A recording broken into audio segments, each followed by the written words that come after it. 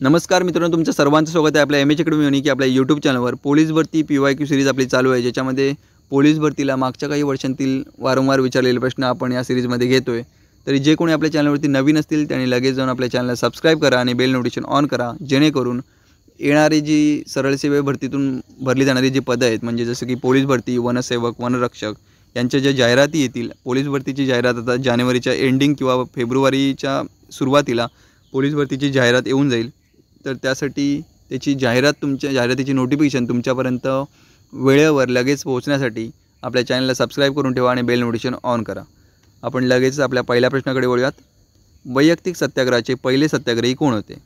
ए. Gopalkrishna Gokhale, B. Lokmanya Tilak, C. Acharya Vinoba Bhave, D. वी. दा. सावरकर।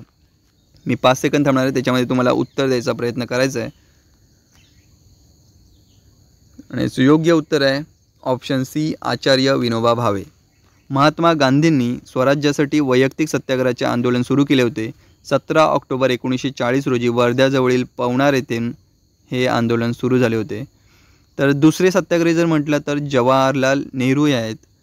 प्रश्न नीट वाचायचा आहे। वैयक्तिक सत्याग्रहाचे पहिले सत्याग्रही जर म्हटलं तर आचार्य विनोबा भावे आणि दुसरे सत्याग्रही म्हटलं तर ते होते पंडित जवाहरलाल नेहरू। दुसरा प्रश्न आहे, ग्रामपंचायतीचा प्रशासकीय अधिकारी कोण असतो? ए. ग्रामसेवक, बी. पटवारी, सी. Police Patil, D. गटविकास अधिकारी। आणि याचं योग्य उत्तर आहे ऑप्शन ए, ग्रामसेवक।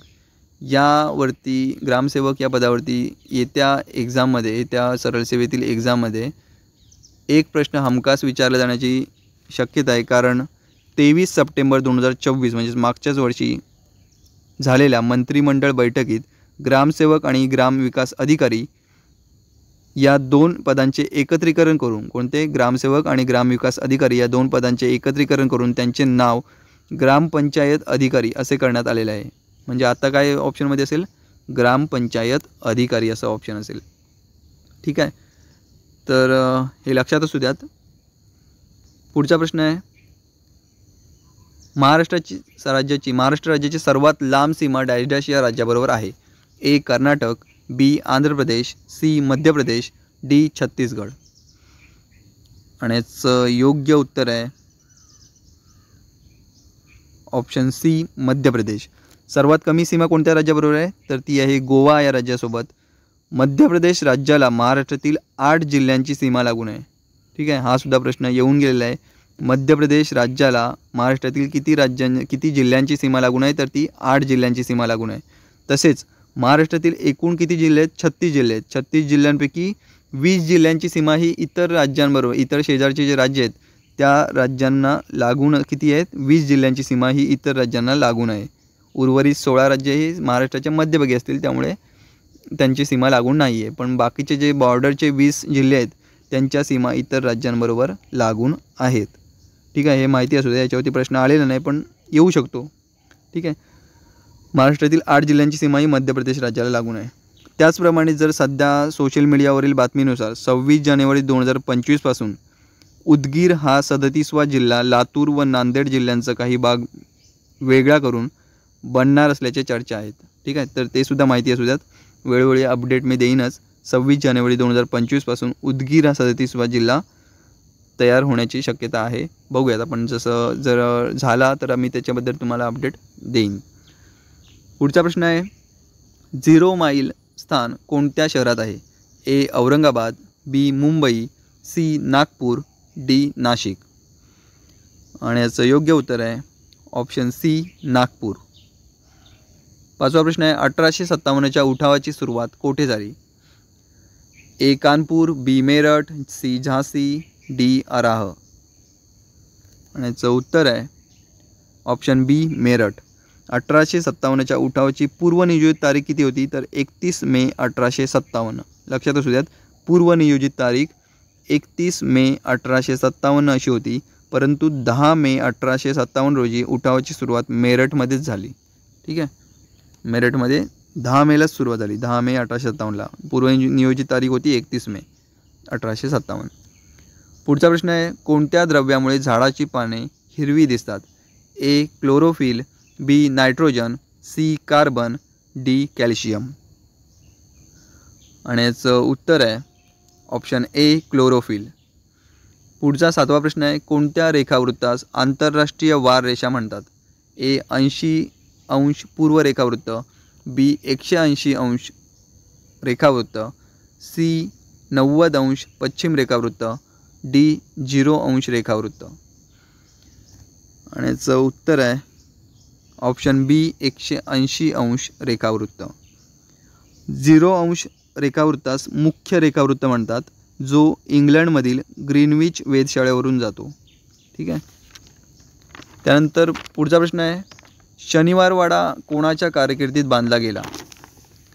ए बाजीराव पेशवे, बी नानासाहेब पेशवे, सी शिवाजी महाराज, डी संभाजी महाराज. आणि याचं योग्य उत्तर आहे ऑप्शन ए बाजीराव पेशवे. पुढचा 9वा प्रश्न आहे, खालीलपैकी कोणती नदी बंगालच्या उपसागरास मिळत नाही? ए गोदावरी, बी ब्रह्मपुत्रा, सी गंगा, डी यमुना. आणि याचं उत्तर आहे ऑप्शन डी यमुना. भारतातील पश्चिम दिशेला वाहत जाऊन अरबी समुद्राला मिळणारी सर्वात लांब नदी जर म्हटलं तर ती सुद्धा नर्मदा नदी आहे. ठीक आहे. इथे यमुना हे उत्तर या कारणामुळे आहे कारण यमुना ही गंगाची उपनदी आहे आणि यमुना डायरेक्ट बंगालच्या उपसागराला जाऊन मिळत नाही, तर ती गंगा नदीला आधी मिळते. ठीक आहे. आणि गंगा, गोदावरी, ब्रह्मपुत्रा या जाऊन बंगालच्या उपसागराला डायरेक्ट जाऊन मिळतात. त्यामुळे याचं उत्तर इथे यमुना हे दिले. ठीक आहे. आणि जर पश्चिम वाहिनी नदी म्हटलं, पश्चिम दिशेला वाहत जाऊन अरबी समुद्राला मिळणारी तर सर्वात लांब नदी भारतातील तर ती नर्मदा आहे. आणि महाराष्ट्रातील जर पश्चिम दिशेला वाहत जाणारी नदी जर म्हटलं सर्वात लांब नदी तर ती आहे तापी. याच्यावरती सुद्धा प्रश्न आलेला आहे, महाराष्ट्रातील पश्चिम दिशेला वाहत जाणारी सर्वात लांब नदी कोणती? तर आपण याचं उत्तर तापी द्यायचं आहे. आणि जर देशातील म्हटलं, भारत देशातील, तर त्याचं उत्तर असणार आहे नर्मदा. सर्वात लांब नदी पश्चिम दिशेला वाहून जाणारी नर्मदा आणि महाराष्ट्रातील तापी. पुढचा प्रश्न आहे, जगातील सर्वात लांब नदी कोणती आहे? जगातील सर्वात लांब नदी A Amazon, B Nile, C Mississippi, D Sindhu. आणि याचं योग्य उत्तर आहे ऑप्शन बी नाईल. आता याच्यावरती पण थोडंसं कन्फ्युजन होण्यासारखं आहे. जगातील सर्वात लांब नदी म्हटलं आहे तर ती आहे नाईल आणि जगातील सर्वात रुंद नदी जर म्हटलं तर ती येते ॲमेझॉन नदी. ठीक आहे. हे दोन्ही पण पॉईंट माहिती असले पाहिजे कारण दोन्हीवरती सुद्धा प्रश्न विचारलेला आहे. जगातील सर्वात रुंद नदी कोणती तर ती ॲमेझॉन आहे आणि जगातील सर्वात लांब नदी ती आहे नाईल. पुढचा प्रश्न आहे, मिठाचे रेणुसूत्र काय आहे? A NaCl, B HCl, C H2O, D KCl. आणि याचं योग्य उत्तर आहे ऑप्शन ए NaCl. पुढचा प्रश्न आहे, गीतांजली या प्रसिद्ध काव्यसंग्रहाचे लेखक कोण? ए कुसुमाग्रज, बी रवींद्रनाथ टागोर, सी बंकिमचंद्र चटर्जी, डी सुरेश भट. आणि याचं उत्तर आहे ऑप्शन बी रवींद्रनाथ टागोर. पुढचा 13वा प्रश्न आहे, दक्षिणेतील विजयनगरची राजधानी कोणती होती? हा सुद्धा वारंवार विचारला जाणारा प्रश्न आहे. A Bangalore, D Mysore, C Hampi, D Bijapur.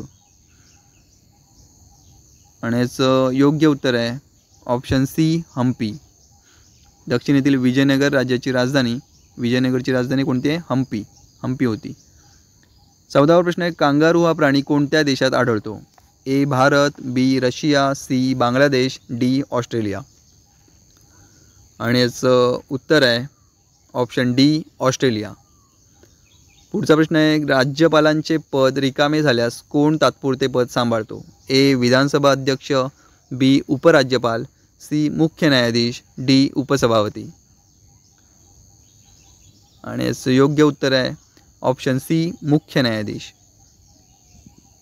16वा प्रश्न आहे, राष्ट्रसंत तुकडोजी महाराजांचे जन्मगाव कोणते आहे? ए यावली, बी शेंडगाव, सी सुरजी, डी मोझरी. आणि याचं उत्तर आहे ऑप्शन ए यावली. 17वा प्रश्न आहे, ड जीवनसत्वाच्या कमतरतेमुळे डॅश डॅश हा रोग होतो?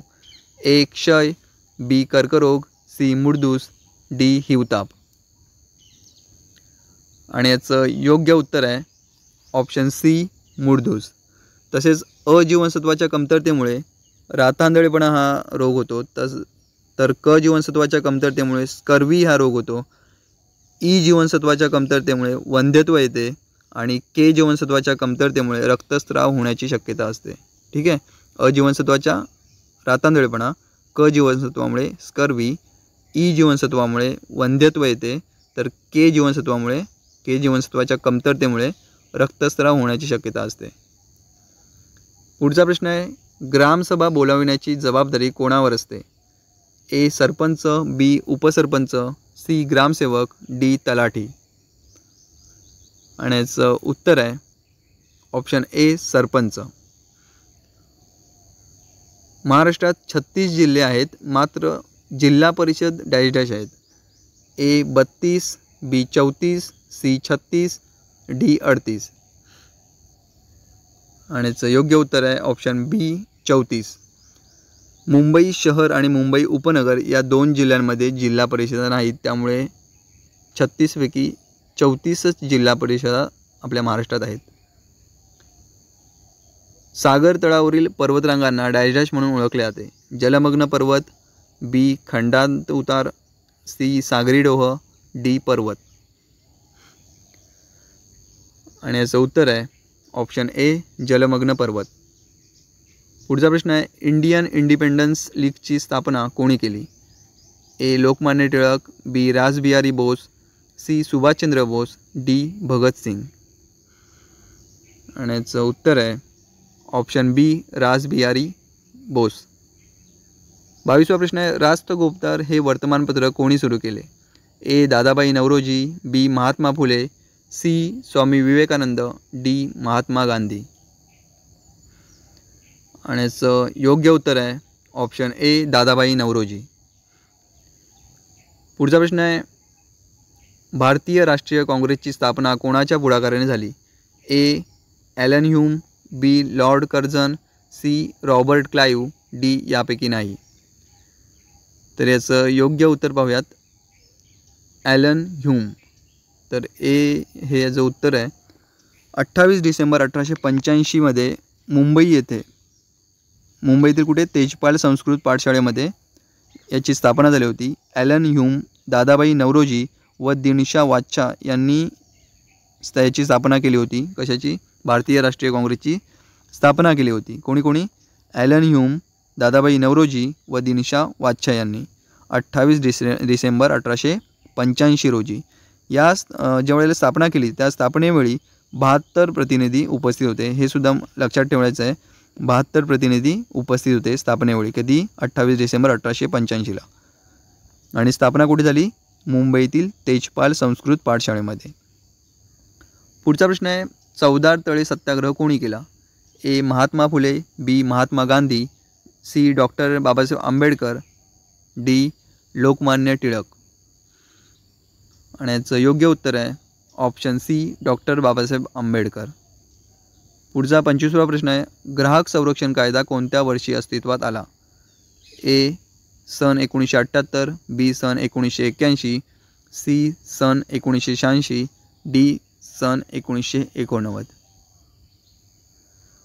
आणि याचं योग्य उत्तर आहे ऑप्शन सी सन 1986. तर हे होते आजचे आपले 25 प्रश्न. परत एकदा उद्याला भेटूयात 25 प्रश्न, नेक्स्ट 25 प्रश्न घेऊन. धन्यवाद मित्रांनो.